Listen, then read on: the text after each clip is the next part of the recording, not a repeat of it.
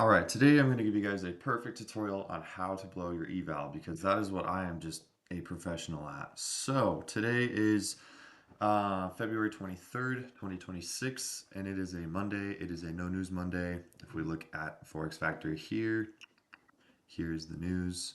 So today we've got nothing except for some small orange folder, which I don't even know why I have that filter on because I don't even use orange folders. I don't ever look at that. But anyways, I took a couple trades today and I want to show you guys what I did. I feel like I'm getting really good at being patient and waiting for things, but then at the same time, I'm also getting really greedy. So let's go ahead and dive into the trade. So I actually took two. This was the first one that I took, something like that.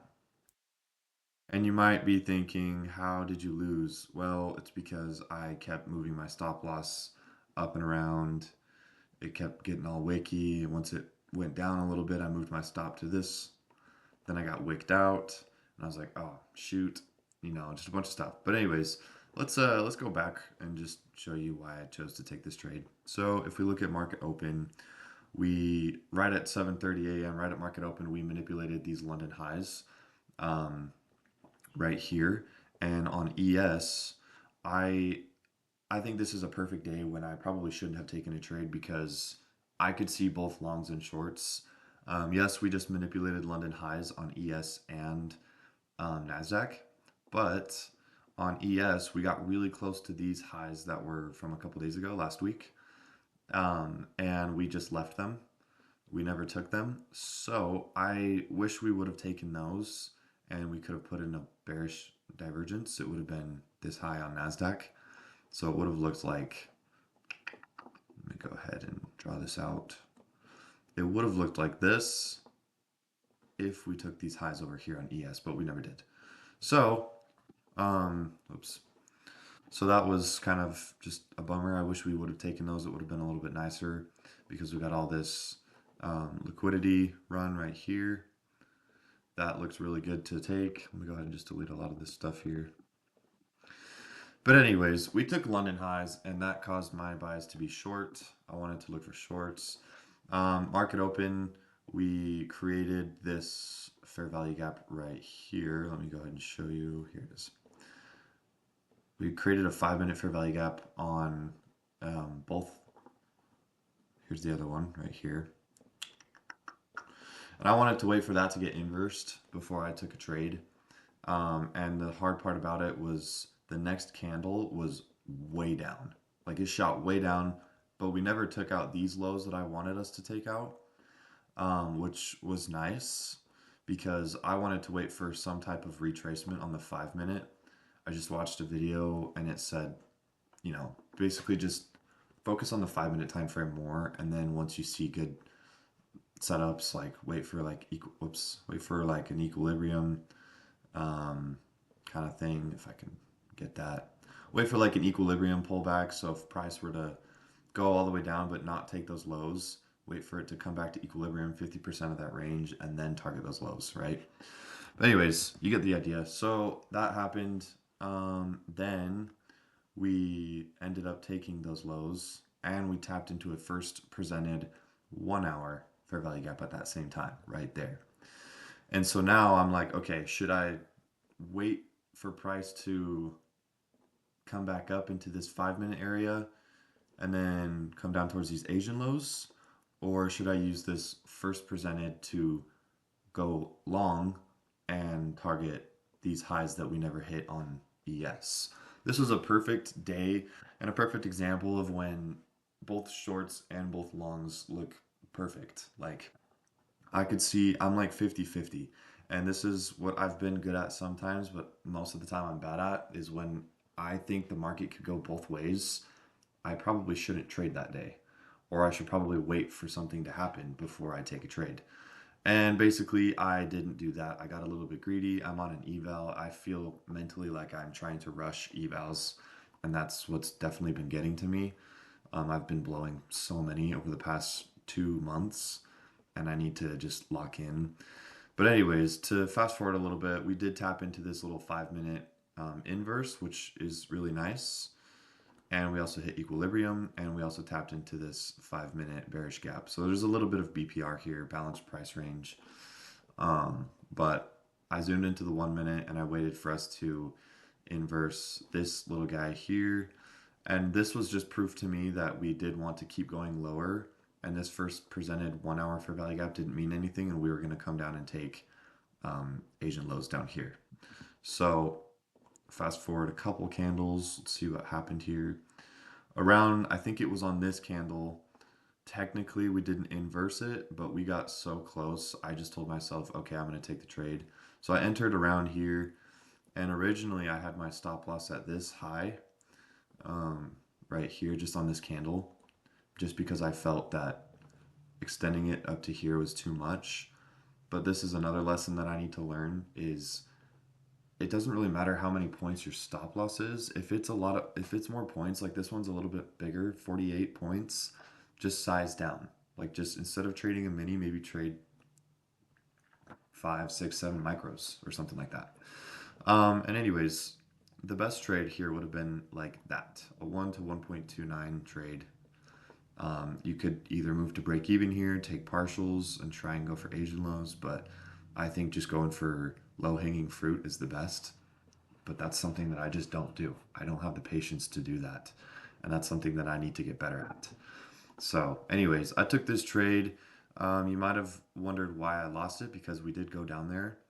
When we got about, I think it was this candle right here, this bearish candle. Let me move that. This bearish candle, I chose to move to break even, or not. Sorry, not break even. I chose to bring this stop loss down to that, just because I didn't want to lose so much money. And then you can see I got wicked out, and I was like, okay, whatever. Let's see what's going on over here on ES. At that time, I did enter a trade, or about that time, I entered a trade. And I think this was a little bit of a revenge trade. This is where I just started making excuses and tried to just take any trade I possibly could because I was really set on these lows being taken, these Asian lows down here. And this was the excuse that I made for entering right after a loss. I'll go ahead and show you. It wasn't a very valid excuse. I drew an equilibrium range from this previous high down to this low here, and I noticed we tapped into equilibrium right there. And after seeing one little bearish candle, it looked a little bit nicer on the 30-second, but after seeing that one little bearish candle, I entered somewhere around here and I put my stops at that high. And I was targeting these Asian lows. Same thing, right?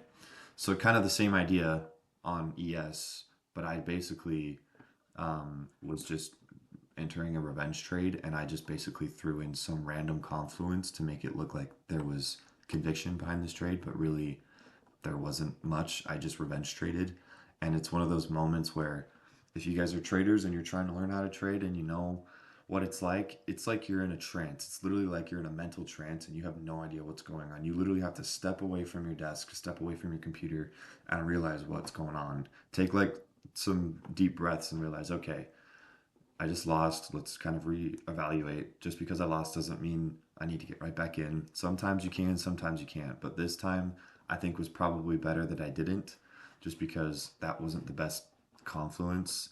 So, anyways, fast forward a couple minutes. I don't remember what happened. Oh, what happened was I entered like right here, and you might be wondering why I didn't win this. I think when we came up on this next candle to this wick, I think I just risked too much money on this trade. I think I put two minis on the line or one mini, and I only had like $300 left on my eval account before I blew it. And I just said, screw it. I'm just going to try and full send this last trade, which just wasn't the right decision, right? That's not smart. If I would have sized correctly, and if I kept my stop loss here, well, I did keep my stop loss here, but I just sized too much. Like that doesn't even make sense. I revenge traded, and when I entered this second trade, I didn't even really do the math and account for how much money I was risking. That it was just stupid, and I just got caught in the moment, and I could have had a win, right? Over here, my first trade, if I just sized correctly, if I took my time, if I just waited patiently and realized like, okay, I don't need to be trading such big size, I could have won this trade too. And I probably would have been done for the day if I just won that trade. Yes, it's a little bit bigger stop loss, but who cares? Like just size a little bit less. That's all. So today, the things that I did wrong, risk management was just awful. I just got way too greedy. Mentally in my head, like I said earlier, I just feel like I need to pass an eval, and that's making me feel rushed, and it's making me take just not bad trades, but I'm managing my trades in just a horrible way. And I'm just getting into them and I'm diving into them quickly when I need to be waiting, calculate my risk and exactly how many micros or how many minis I need to put into it, right? I feel like I'm so close to just consistently making money and consistently winning. The only thing is I think I'm just a little bit too rushed mentally, and that's causing me to make these dumb decisions or move my stop loss or risk too much. Because I do feel like the trades that I'm taking are good and I'm executing well, but except for the second trade that wasn't perfect. But you guys get the idea. Hopefully this makes sense. Hopefully you guys are understanding kind of what I'm doing because I'm definitely learning a lot. This whole channel is kind of like a journal for me. I'm treating it like a journal so that I can keep myself accountable, hold myself accountable for all my stupid decisions because if you guys are trying to trade, it is literally the hardest thing in the world. Like I've been doing this for a year and a half, coming up on 2 years now. And yes, I've taken a couple small payouts, but I'm not consistent and I'm not a consistent profitable trader. I think I've lost a little bit more money than I've made over this big time frame that I've been trading. And so, I need to treat it like a professional business because that's what it is. If you don't treat it like that, then you're not going to get the exact outcome that you're expecting. So today was okay. I could have done a lot better with my risk management and all that stuff. I think it's good to go over and kind of back test these trades. My, my idea was right. My bias was right, but still, I think I did mention it once. Yes, if I executed better and if I had better psychology, I could have won one, maybe even two trades today. But I honestly think I probably shouldn't have traded because we were in a first presented gap. We just took London lows and we took London highs. So I could have seen the market go up and down the whole morning I was trading. And those are the days when I need to stop trading. I need to start practicing looking for excuses to not trade than looking for excuses to trade. And I need to start practicing going days without trading because I couldn't tell you the last time I went an entire 24 hours without taking a trade, which I need to start doing that because if I see even one reason to not trade, that tells me that I shouldn't trade. So hopefully that makes sense. Here's just a quick breakdown of the trade today. Like I said, it's Monday, so great start to the week, right? Good blue and eval. But I think we are on the right track. I think this will help just over time, just going back through our trades, going over them with you guys so that we can learn from our mistakes and hopefully not make them again. So tomorrow, if I see something the exact same way where I think it could go up or down, I'm not going to take a trade. I'm telling you guys that now. I'm telling myself that out loud so that hopefully I make a good decision tomorrow. Anyways, we'll catch you guys in the next one.